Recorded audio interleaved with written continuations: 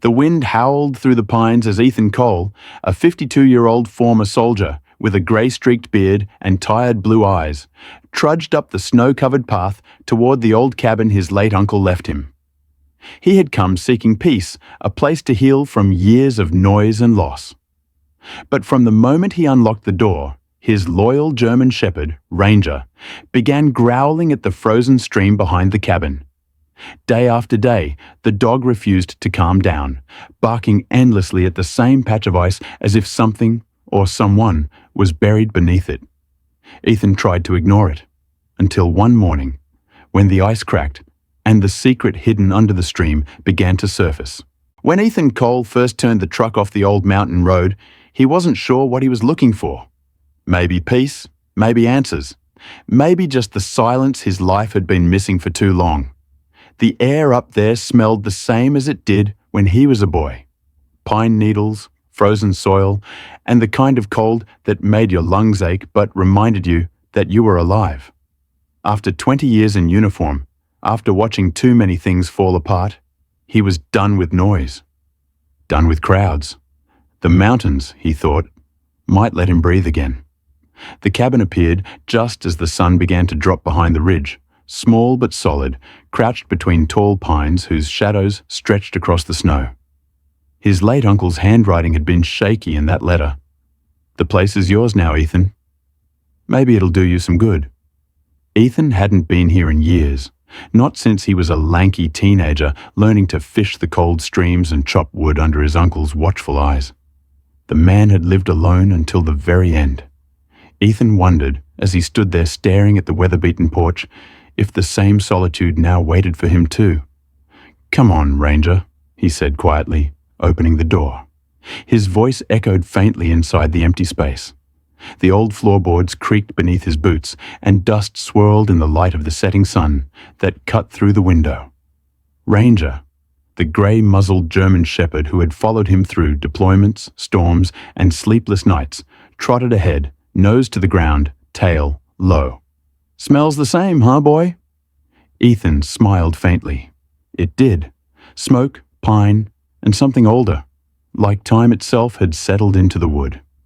He unpacked what little he owned, a duffel, a few pictures, a blanket, and lit a fire in the stone hearth.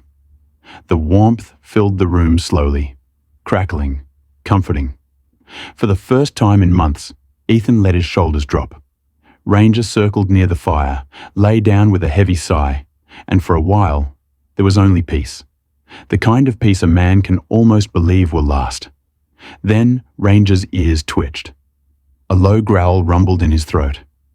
Ethan lifted his head. "What is it?" The dog was standing now, hackles raised, staring through the frost-fogged window. His eyes fixed on something outside, the direction of the stream. Ethan pulled on his gloves, pushed open the back door, and the cold mountain wind rushed in, biting at his face. Ranger bolted ahead, barking, paws breaking through the crust of snow as he sprinted toward the frozen stream behind the cabin. "Hey, Ranger!" Ethan's boots sank deep as he followed, breath clouding in the fading light. The stream lay silent under a thin sheet of ice, the surface glimmering pale blue under the dusk sky. But Ranger wouldn't stop. He barked, circled, pawed at one spot near the center as if he could sense something buried there. Ethan knelt beside him, resting a gloved hand on the dog's back. "Easy, boy. There's nothing there." His own words didn't convince him. Beneath the clear ice, he noticed a shape. No, a mark, just under the surface. Thin cracks spread from the center, faint but deliberate, and in the middle of them, it almost looked like a handprint. A chill crawled down his spine. He blinked, leaned closer, the reflection of his face warping against the frozen glass. "It's just the cold," he murmured, forcing a small laugh. But Ranger's barking grew louder, sharper, echoing through the still forest. Birds took off from nearby trees, scattering into the dusk. Ethan stayed there another minute, staring at that strange mark, before finally pulling Ranger back toward the cabin. Inside, the fire had dimmed. Shadows moved along the log walls as the wind moaned through the chimney. Ranger lay on the rug, restless, eyes fixed on the door. Ethan sat on the edge of the bed, rubbing his temples. "You're just tired," he whispered. To the dog or himself, he wasn't sure. Outside, the mountain night settled in, silent but uneasy. Somewhere beneath the frozen stream, the ice cracked faintly, just once, like something shifting in its sleep. And though he didn't know why, Ethan Cole felt the first stir of a memory he couldn't quite name, one that the mountains, and maybe that old cabin, had been keeping all along. The next morning, the air was sharp and silver, the kind of cold that turned every breath into mist. Ethan woke to the faint scratching of Ranger's paws against the floorboards. The dog was standing by the back door again, tail stiff, ears locked toward the window. The fire had burned out during the night, and the chill crept back into the cabin like an old ghost. Ethan rubbed his eyes and murmured, "Still on about that stream, huh, boy?" But the dog didn't turn. He just stared, motionless, as if waiting for something. Ethan poured himself some coffee from a dented pot, the kind his uncle used to keep on the same stove. The smell filled the cabin, earthy and bitter. He took a sip, walked to the window, and looked out. The frozen stream shimmered faintly in the morning sun. Nothing unusual, just ice, snow, and pine shadows. Yet Ranger's reflection in the glass looked tense, his gaze fixed on the same patch of ice as last night. Later that day, Ethan decided to check the place around. He wanted to believe there was a reason, some animal, maybe a fox or raccoon, something that would explain Ranger's behavior. He grabbed his gloves and stepped outside. The air bit at his cheeks as he trudged through the snow, his boots sinking deep with each step. Ranger stayed ahead, nose low, barking once in a while before darting back to the stream's edge. "Easy," Ethan called, kneeling near the ice. He brushed snow aside, revealing the same faint crack he'd seen before. It looked no deeper, no wider. But under the sunlight, he noticed something new. Tiny air bubbles trapped below, forming a line that seemed to stretch along the current, almost like a trail. The idea made him uneasy. Streams didn't freeze that way, not evenly, not in this direction. Ranger pawed at the edge again, whining softly. Ethan reached out to still him, then paused. Beneath the dog's paw, caught between layers of frozen water, was something dark. He squinted, brushing frost from the surface. A shape, small, metallic, curved. He pressed his glove against the ice and realized it was part of a chain. He froze. His heart skipped a beat. "What the hell?" he whispered. The chain led deeper under the ice, vanishing into the blue shadow of the streambed. His uncle's property was old, decades untouched, but this didn't belong to nature. The wind rose suddenly, carrying the sound of distant cracking, faint, almost rhythmic. Ranger barked wildly now, running along the edge as if following the hidden chain beneath the ice. Ethan followed, his breath fast, boots crunching against snow.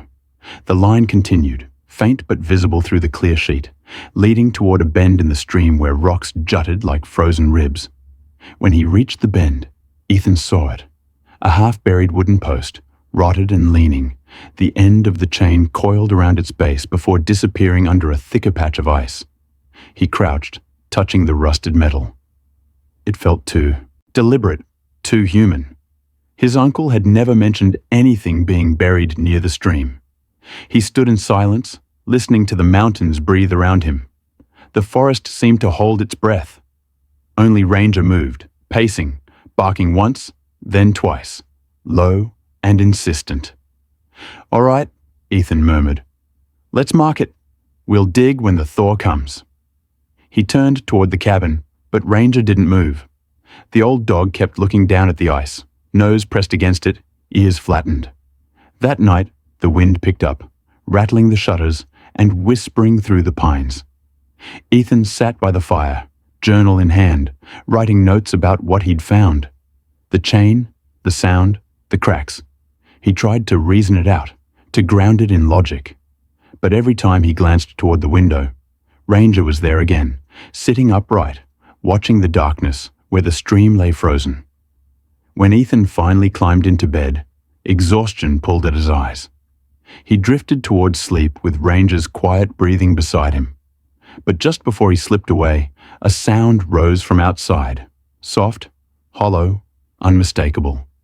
The sound of ice shifting, then, faintly, a single metallic clink, as if something far below the surface had moved. Ethan opened his eyes in the dark, heart pounding. Ranger stood already at the door, growling low. The cabin had gone completely silent except for that slow, eerie whisper from the frozen stream.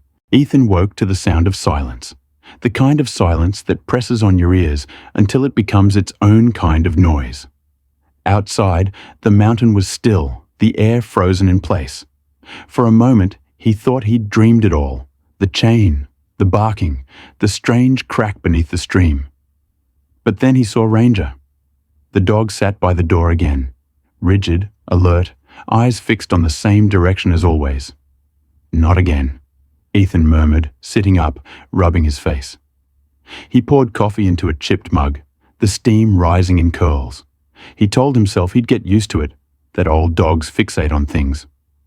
But something deep inside refused to settle. His uncle had lived out here for 30 years.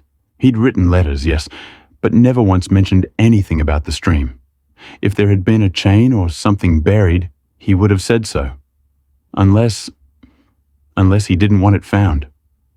Ethan put on his jacket, the same brown canvas that had grown stiff with cold, and stepped outside. The world was painted in shades of white and blue, untouched except for a single trail of paw prints, fresh, leading straight to the frozen stream. Ranger was already there, barking sharply, paws scraping against the ice. Ethan trudged through the snow, his breath clouding. "Easy, boy," he called, voice steady. "We'll check it again." When he knelt down, he noticed something new. Near where the chain had been buried, the snow was slightly disturbed. Not by Ranger. These prints were larger, spaced unevenly, pressed deep as if by heavy boots. They led from the tree line toward the stream, and then vanished. The ice where they ended was cracked again, hairline fractures forming a strange spiral. Ethan touched one edge, his gloved fingers trembling. No animal could have made those prints. He straightened slowly, scanning the tree line. Everything looked normal, the same still pines, the same quiet air. But something about that silence felt wrong, too complete, too watchful. Ranger barked again, but this time it wasn't anger in his voice. It was fear. Ethan turned back toward the cabin, the wind now sharp and restless. He couldn't shake the image of those footprints, the chain, the cracks. He told himself he'd dig when the thaw came, maybe bring someone from town to help. But part of him knew he wouldn't wait that long. He couldn't. That night, the storm arrived. Snow pelted the cabin roof in relentless rhythm, and the fire fought against the draft that snuck through the cracks in the window frames. Ethan sat by the table, pen scratching on paper. He tried writing it all down. The noises, the prints, the pattern in the ice. But every word felt like he was documenting a dream. Ranger lay by the door again, growling low whenever the wind shifted. Around midnight, Ethan heard it. A dull thud, faint, muffled, coming from outside. Then another. He froze, listening. It wasn't the wind. Not this time. It was deliberate. He grabbed his flashlight and coat, pushing open the door. The wind screamed, snow swirling in wild spirals. "Ranger!" he shouted. But the dog was already gone, sprinting toward the stream. Ethan followed, boots crunching through thick drifts, light cutting through the snow. When he reached the stream, the flashlight beam hit something that stopped his breath cold. The chain. It wasn't buried anymore. It stretched up through a new crack in the ice, wet and glinting in the light. Ranger barked furiously, paws digging at the edge. And then he stopped, ears up, body frozen. A sound rose from beneath the ice. Slow, heavy, rhythmic, like footsteps. Ethan staggered back, shining the light down, and saw it. A dark shape, faint. moving just beneath the surface, tracing the same spiral as the cracks. The ice shifted, moaning under the strain. He pulled Ranger back, heart hammering. The mountain wind howled through the pines as if the forest itself was warning him. He turned toward the cabin, snow whipping at his face. Behind him, the ice gave a single, echoing crack that rang through the valley like a warning bell.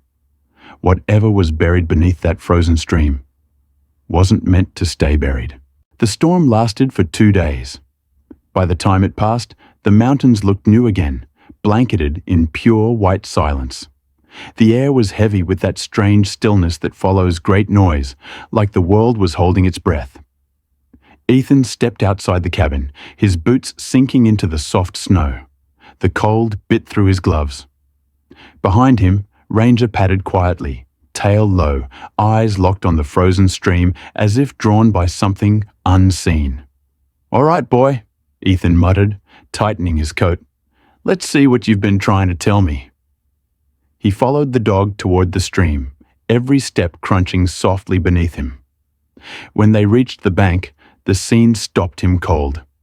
The chain that had once been frozen solid now lay half exposed, pulled taut from beneath the ice as if something had dragged it upward. Around it, the snow was disturbed, not from animals, not from wind, but from movement, human movement. Ethan knelt, brushing snow away from the metal. The links were thick, rusted, yet strong. His gloved hand followed the length of it until it vanished once again under the frozen surface. "What the hell were you into, Uncle?" he whispered under his breath. Ranger growled, pacing along the edge, nose pressed to the ground. He decided to dig. Using a shovel he'd found behind the cabin, Ethan began chipping through the ice, careful but steady.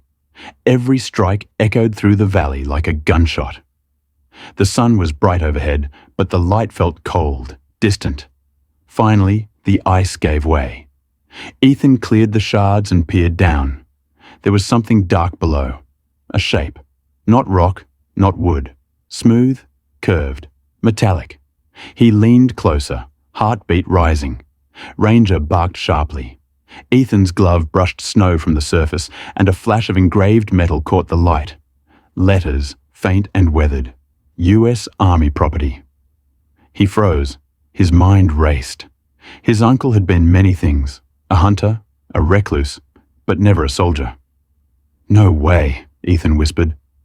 He dug more, uncovering a rusted plate the size of a man's torso, tethered by the same chain. It wasn't a simple object. It was a hatch. Ranger barked again, frantic now, circling him. Ethan looked up. For the first time, he noticed how the snow seemed heavier near the stream, as if pressing downward, sagging slightly in a perfect oval. Something hollow lay beneath. He stared at the hatch again, breath fogging in the cold air. "A bunker?" he muttered. "Up here." He cleared more snow, gripping the handle. It didn't move. Frozen solid.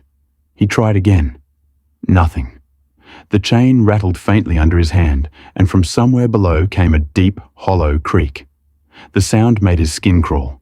It wasn't the sound of shifting ice. It was the sound of metal. He dropped the shovel, taking a step back, eyes fixed on the frozen surface. For a long moment, nothing happened.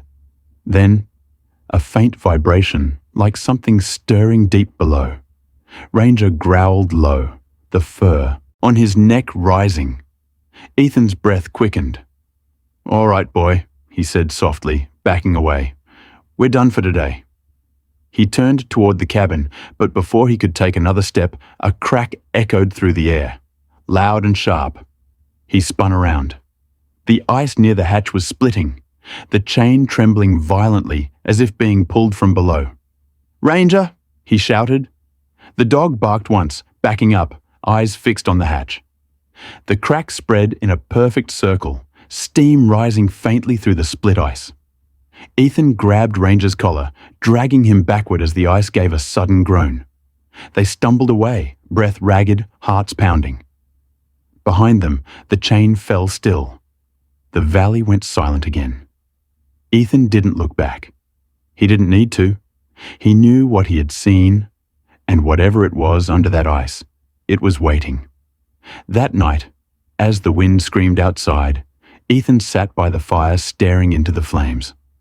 Ranger lay by his feet, restless, ears twitching with every gust. The cabin creaked, the world outside frozen in endless stillness. But from far off, faint, almost imagined, came a low metallic sound, like a chain tightening. The next morning, the sun rose pale and distant behind a curtain of frost. Ethan hadn't slept. The fire had long since died out, leaving only a thin ribbon of smoke curling into the cold air. Ranger had been restless all night, pacing between the door and the window, growling under his breath. When Ethan finally stepped outside, the mountain air hit him like ice. Everything was still again. Too still. The chain by the stream had stopped moving, frozen once more in the same spot.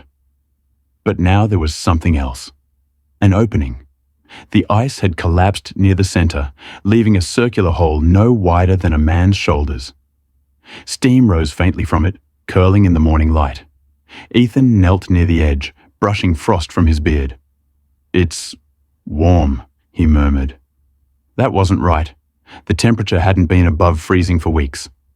Ranger barked, sharp and warning. Ethan leaned closer. Beneath the thin layer of remaining ice, he could see darkness. An empty space below, where the ground should have been solid. He shined his flashlight down. The beam vanished into blackness, absorbed by depth. The rusted hatch he'd found yesterday was now ajar, the chain hanging loose beside it.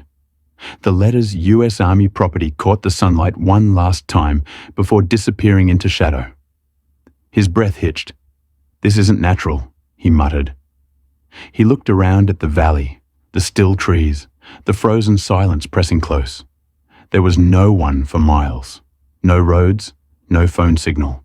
Just him and Ranger. He tied a rope around a nearby pine, securing it around his waist.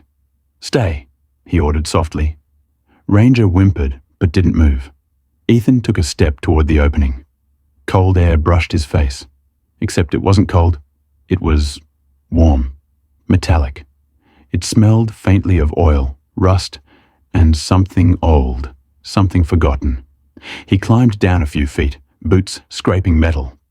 The light revealed a tunnel, steel walls, ribbed and bolted, leading down at a steep angle. Snow clung to the edges, melting slightly where the warmth seeped upward. He swallowed hard, gripping the flashlight tighter. "What the hell were you hiding, Uncle?" A metallic clink echoed behind him. Ranger barked from above, his silhouette shifting near the opening. "It's all right, boy," Ethan called. "I'm just looking." But as he turned the light deeper into the tunnel, he saw something that froze him in place. A door. Thick, circular, sealed like the entrance to an underground shelter. Across it, faded letters read, "Project Echo." He ran his gloved hand over the metal surface. The door was warm, humming faintly. "This is military," he whispered. His uncle had been a recluse, but he hadn't been in the army, at least not officially. The thought sent a shiver through him that had nothing to do with the cold. Then, suddenly, 3 metallic knocks echoed from the other side of the door. Ethan jerked back, breath catching. He aimed the flashlight directly at the steel circle, waiting. The sound came again. 3 knocks, slow and deliberate. Ranger barked wildly from above, claws scraping the edge of the ice. "Who's there?" Ethan shouted. His voice echoed down the tunnel, swallowed by darkness. No reply. Just the low hum from behind the door. The rope at his waist tugged slightly, Ranger pulling, whining. Ethan's instincts screamed at him to climb back up. He took one last look at the door, the symbol of the chain engraved in the metal, before turning to climb. But as he did, the hum grew louder.